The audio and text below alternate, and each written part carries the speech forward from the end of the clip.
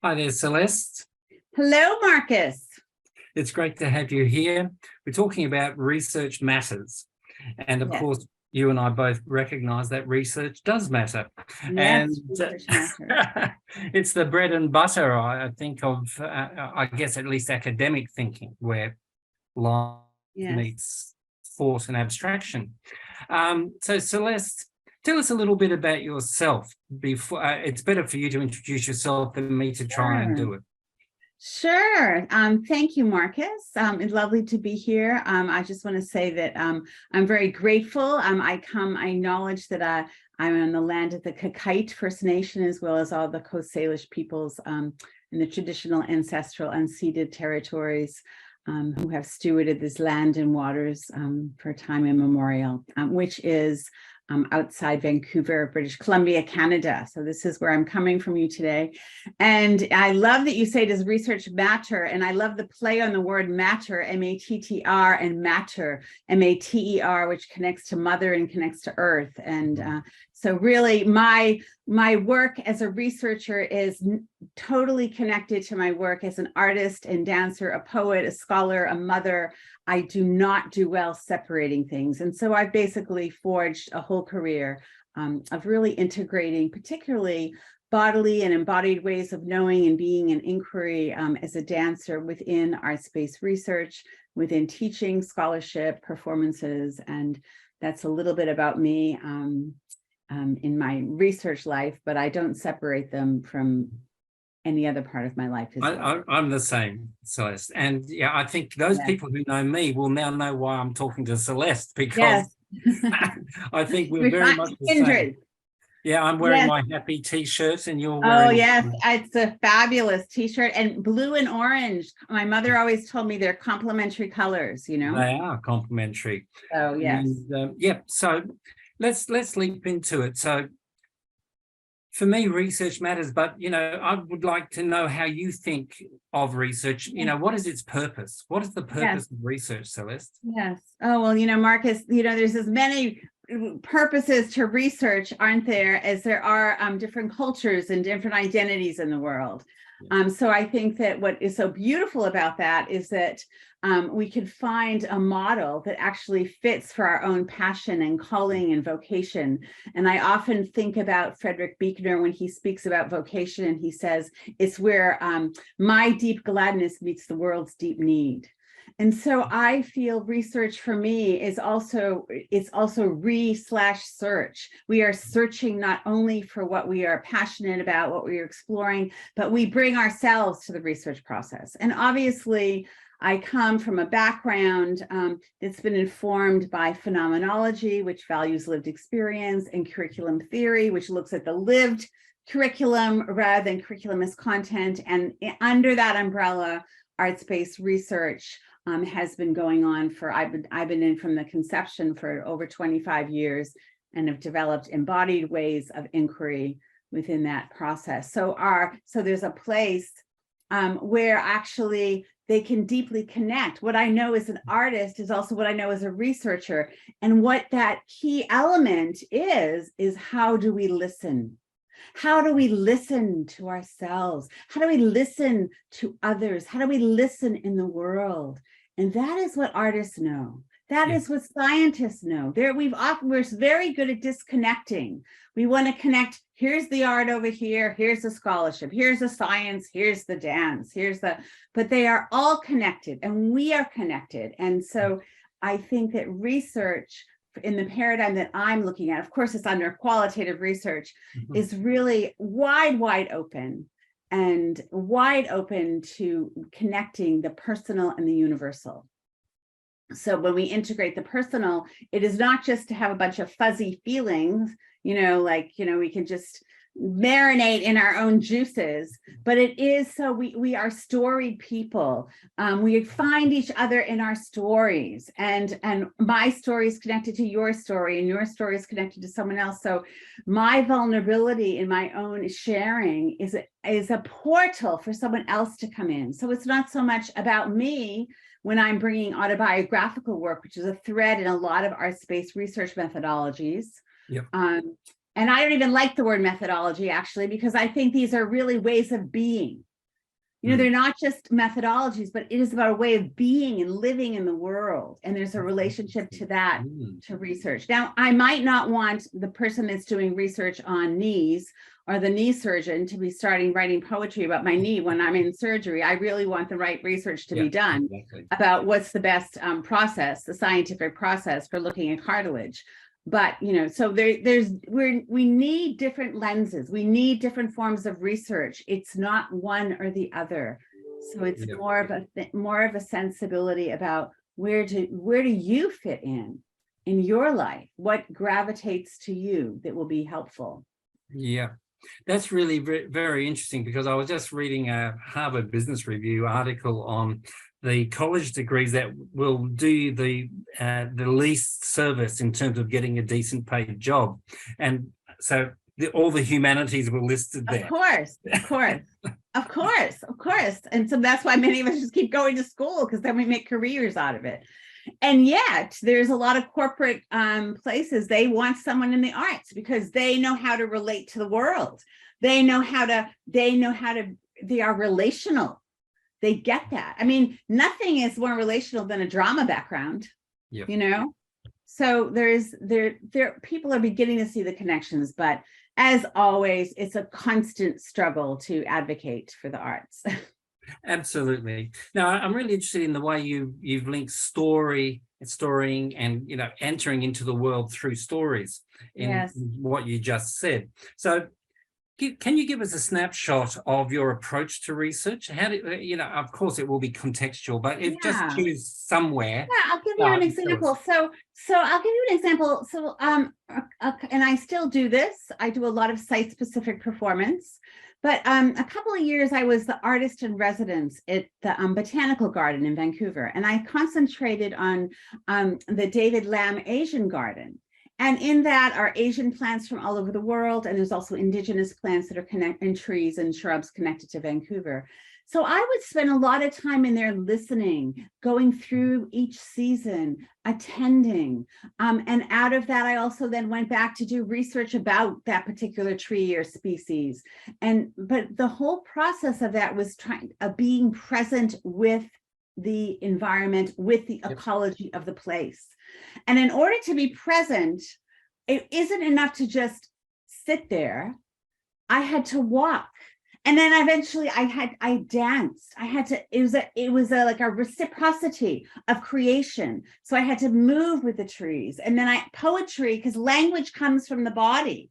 Yeah. So a lot of my work is about integrating language in the body and writing. So then I would write poetry out of that, or write stories out of that. And that would go into speaking and dancing. And then of course I'd share those performances.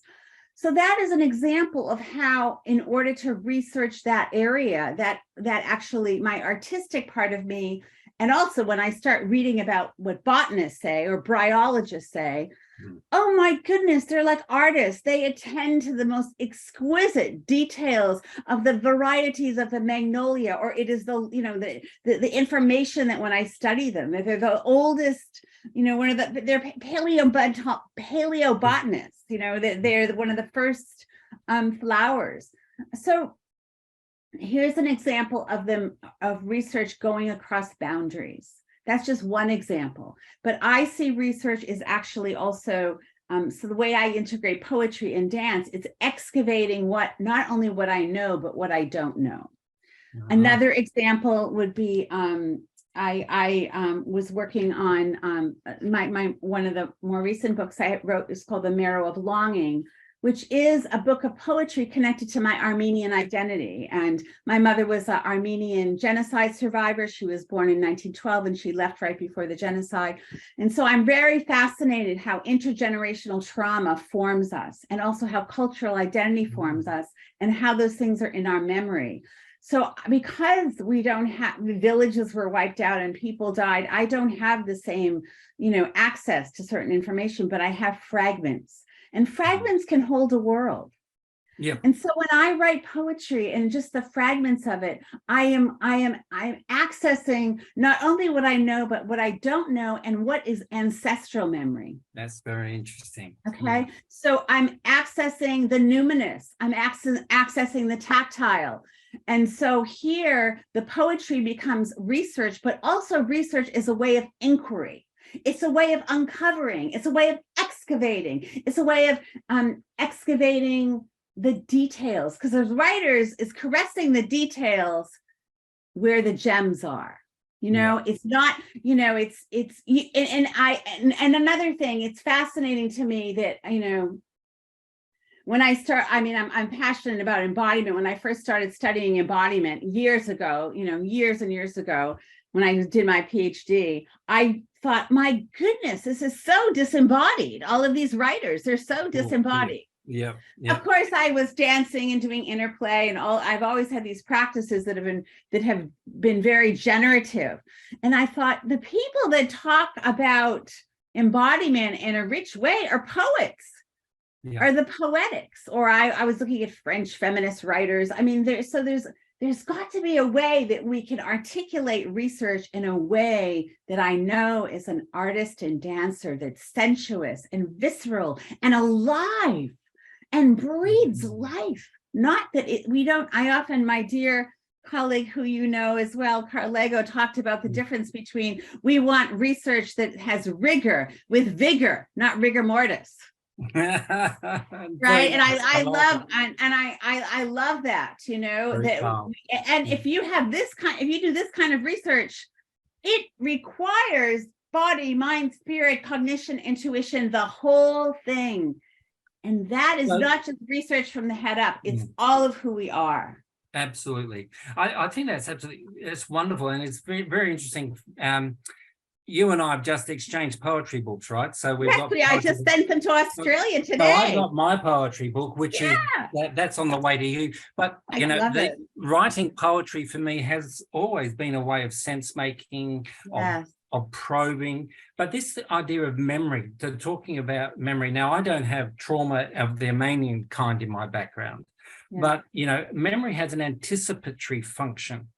It's about. It helps us sense make, but if we're caught in traumas, of course, we tend to. Today is Australia Day in Australia, and it's a day that both celebrates, you know, the white Australian society, but it also is becoming. It's morphing into recognition of the cost of Australian colonialism, white Australian colonialism.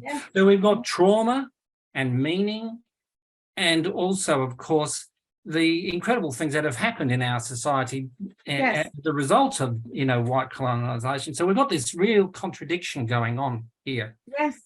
And that's very, very interesting to me. And of course, the embodiment is what I'm hearing behind what you're saying reminds me of Adrienne Marie Brown's work on pleasure activism, where the body is very much a vehicle for sense making. You mentioned the numinous on one side and then the tactile.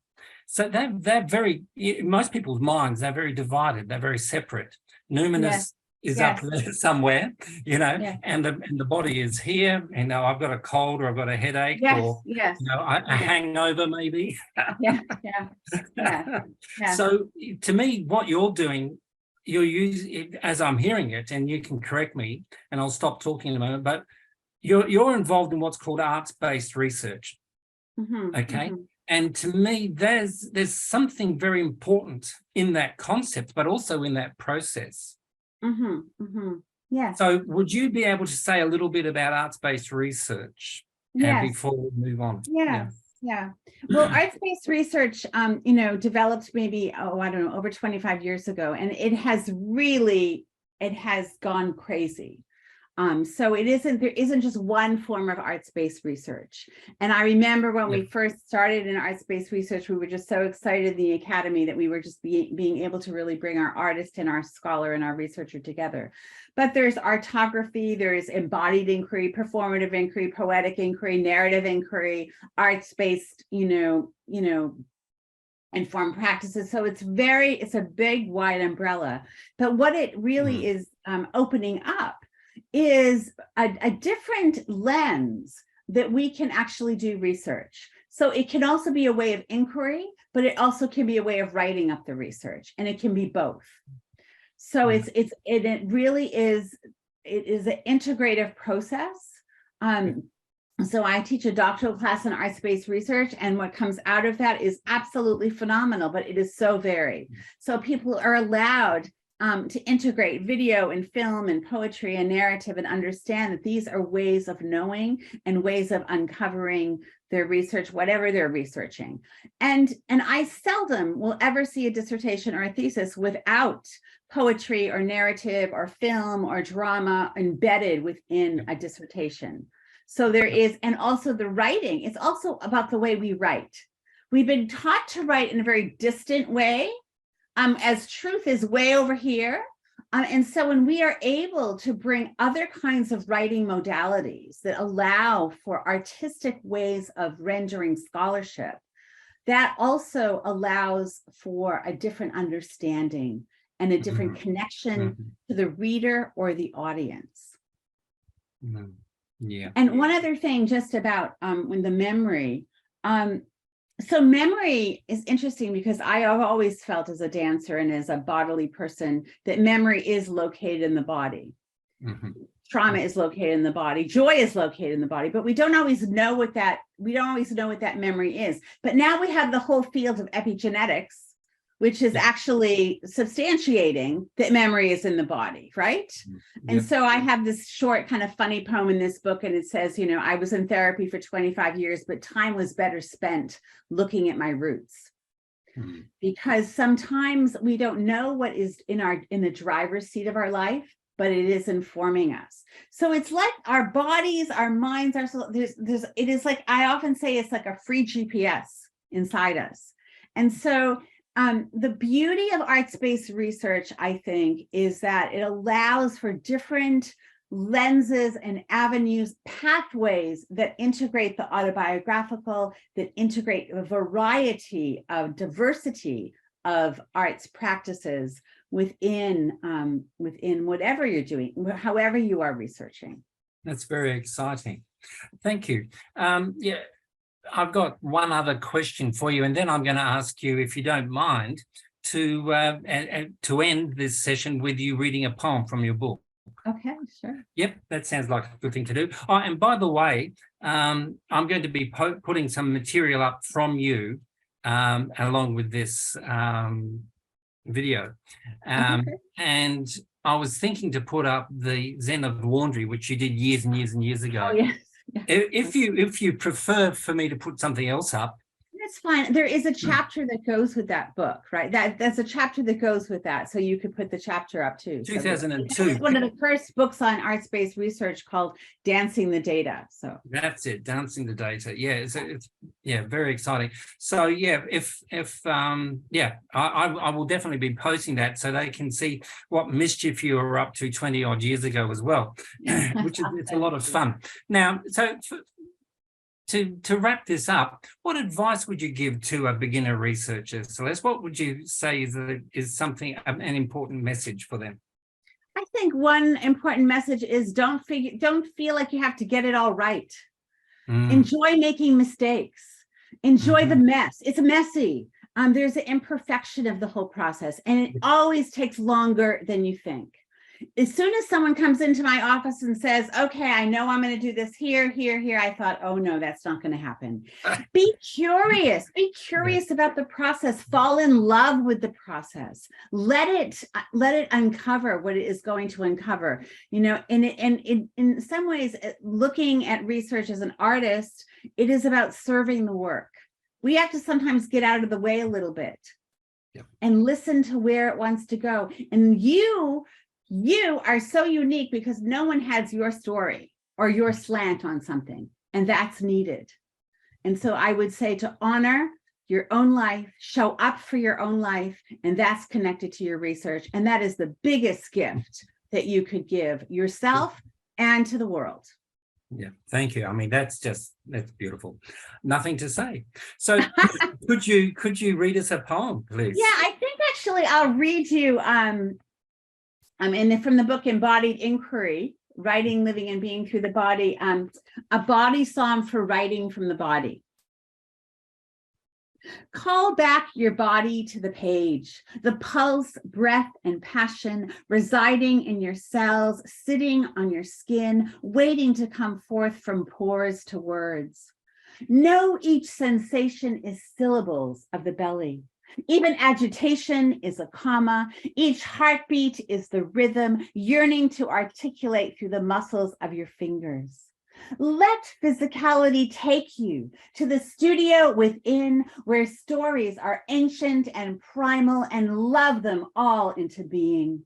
Here lies the hymns of your body, pronouncing themselves to respect each flutter and fragrance of your senses. This is more than common sense, but body sense. The paints for your canvas, notes for your song, movements for your dance. Bold creation awaits. You are your body, and your body wants a voice. Thank you, Celeste. I'm going to now go to the studio within and just reflect on that, on those beautiful words. Thank you, Marcus, so much. A pleasure. Yeah, we'll talk again, no doubt. Okay, sounds great.